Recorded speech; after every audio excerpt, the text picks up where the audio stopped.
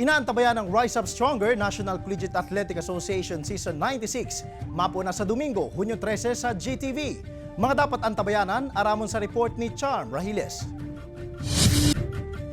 Napaparanin ang opisyal na pagpuon kan pinakainaantabayanan na first and longest running collegiate athletic league sa nasyon. Ang Rise Up Stronger National Collegiate Athletic Association o NCAA Season 96 sa GMA Network. Mapuon ini sa maabot na Domingo, Hunyo 13 sa GTV.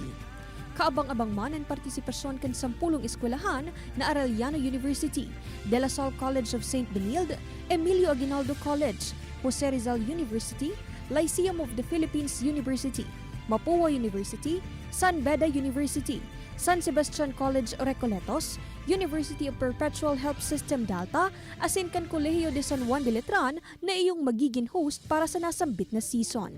Since the COVID-19 pandemic shut us down last year and the accompanying challenges which we faced along with the rest of the world, the National Collegiate Athletic Association has resolved to move forward and to carry the good fight for our love of the game.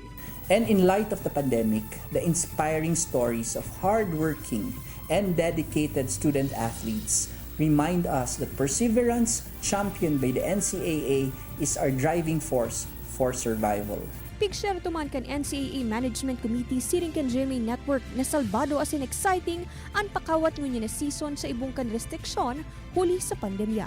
We adhere to the strict protocols for the safety of the athletes. Ang NCAA Season 96 Rise Up Stronger pwedeng madalan Lunes hasta Biyernes tuyong 2:45 p.m., Sabado tuyong 4:30 p.m., asin Domingo tuyong 5:05 p.m. sa GTV.